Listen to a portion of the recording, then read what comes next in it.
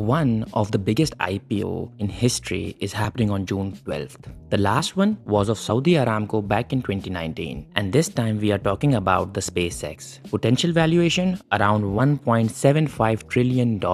And honestly, this IPO could create insane wealth or become one of the most dangerous hype trades retail investors have ever seen. Here's why. Most people think they are buying a rocket company, but they are not. They are buying three businesses combined into one stock. First, the Starlink. This is the money machine. Over 10 million subscribers globally, thousands of satellites in orbit, and in 2025, revenue hit $18.67 billion, up 30% year on year. And they are doing 80% of global mass to orbit. And Anthropic has just agreed to pay SpaceX $1.25 billion a month to rent their data centers in Tennessee. This is through to 2029, which is estimated to bring in $40 billion in revenue. This is the part that is making serious money. Second, the rocket business. Falcon, Dragon, Starship. This is the futuristic part everyone loves, but it also burns insane amount of cash. And third, the biggest wildcard nobody is talking about, AI. SpaceX merged Elon Musk's XAI business into the company, meaning when you buy this IPO, you're not just betting on space anymore. You're also betting on AI, data centers, Grok, and Elon's entire ecosystem. Now this is where things get risky. Reports suggest that the company generated around $18 billion